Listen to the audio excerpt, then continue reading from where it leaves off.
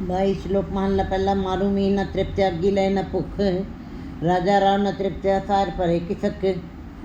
वैसे तो संसारिक भूख तो सबके अंदर मौजूद है।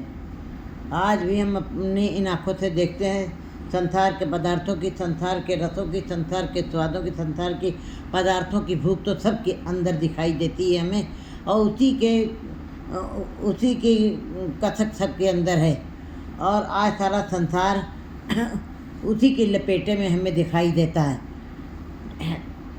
संसारिक भूख, पदार्थों की भूख, परिवार की भूख, संसार की भूख सबके अंदर जागृत होती है। लेकिन गुरु जी से फिर पूछा है सिद्धों ने कि आपको नाम की भूख कितनी है। वैसे देखा जाएगा जो भूख हमें लगी है तो हम 2 रोटी खा लेंगे। शरीर के शारीरिक भूख 2 रोटी से नहीं मिलती तो 3 रोटी से मिल जाएगी, 3 से नहीं तो 4 से। लेकिन अंत में ये शरीर आखिरी रोटी खाने से रुक जाता है, क्योंकि अब शरीर की तृप्त हो चुका है भोजन से। भोजन से तृप्ति 2-4 रोटी के अंदर हो सकती है। पानी की प्यास लगी है, 1 नहीं 2 गिलास भी लेंगे, 2 नहीं 3 गिलास भी लेते हैं। उसके बाद हम नहीं पी सकते पानी। भोजन भी हम अपना पेट भर के हमने खाना खा लिया है, उसके बाद हम खाना नहीं खा सकते हैं। लेकिन नाम की भूख, पहली बात है किसी के अंदर जागृति नहीं होती है, क्योंकि आखण औखत साचा ना हो। सबसे कठिन परमात्मा का नाम ही अंदर बसाना है।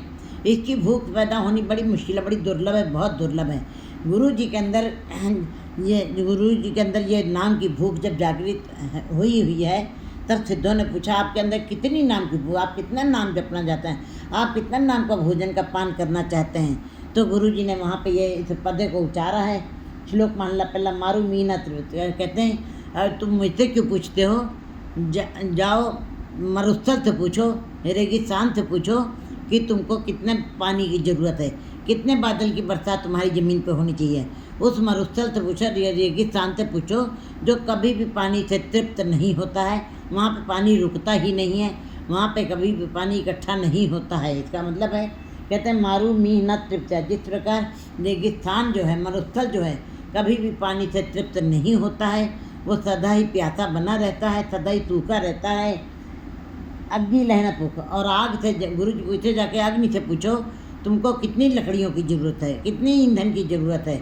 वो आग कभी भी नहीं कहती कि मैं तृप्त हो गई हूँ, वो सदा ही लकड़ियों ईंधन को मांगती ही रहती है, वो कभी भी तृप्त नहीं होती। वो सदा ही वह उस अपने ईंधन की ज़रूरत को समझती है और कभी भी तृप्त नहीं होती, सदा ही उसको लकड़ियों की ज़रूरत है।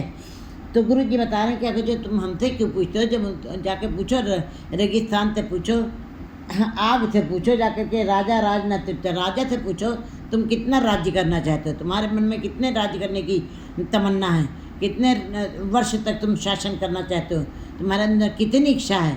नहीं, गुरु जी बता रहे हैं, कहते हैं राजा राज न तृप्त। राजा जैसे राजा कभी अपने राज्य करते करते कभी तृप्त नहीं होता, चाहे बूढ़ा हो जाए, चाहे इंद्रियां शिथिल हो जाए, चाहे काम न करें, लेकिन फिर भी वो राज्य को छोड़ना नहीं चाहता, कभी तृप्त नहीं होता है।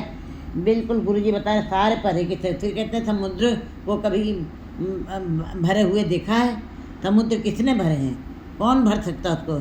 इसका मतलब समुद्र कोई नहीं, समुद्र को कोई नहीं भर सकता है। गुरु जी बता रहे हैं इसी प्रकार गुरु जी अपने ऊपर उन्होंने प्रतीक बांधा है, नानक सच्चे नाम की कीर्ति पूछो। आप हमसे पूछते हैं कि मुझको नाम की कितनी भूख है, कितनी भूख है आप पूछ रहे हैं। जैसे कि मरुस्थल कभी पानी से तृप्त नहीं होता है, आग कभी ईंधन से तृप्त नहीं होती, चाहे वो जितना बढ़ता जाता उतना ही आनंद लेती है, उसके अंदर उसको और रस आता है। और मरुस्थल के ऊपर जितना पानी बरस जाए उतना कम है, उसको आनंद मिलता रहता है। राजा राज्य से कभी तृप्त नहीं होता। समुद्र किसने भरे देखे, कौन समुद्रों को भर सकता है। इसी प्रकार मेरे अंदर जो नाम की भूख है उसको कोई तृप्त नहीं कर सकता है, वो सदा ही मैं अतृप्त बना रहूँगा, क्योंकि ये नाम की भूख बढ़ती ही जाती है। और संसार की भूख तो एक दिन आकर के इंसान कह भी देता कि मैंने बहुत खा लिया, बहुत पी लिया, बहुत सो लिया, लेकिन नाम की जिसको ललक लग जाती है, कहते हैं सारे नशे नशे हैं, लेकिन परमात्मा का नशा, परमात्मा के नाम की भूख जिसके अंदर जागृत हो जाती है, वो तो भूखे खाए चलिए दुख।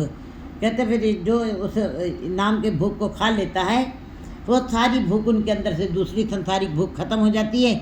इसीलिए भूख कम नहीं होती और बढ़ती जाती है और आनंद देती ही रहती है, सदा आनंद देती है। क्योंकि परमात्मा का नाम है ही पवित्र, है ही निर्मल, है ही स्वच्छ, है ही सुंदरता से भरा हुआ, है ही ब्रह्मानंद का आभास कराने वाला।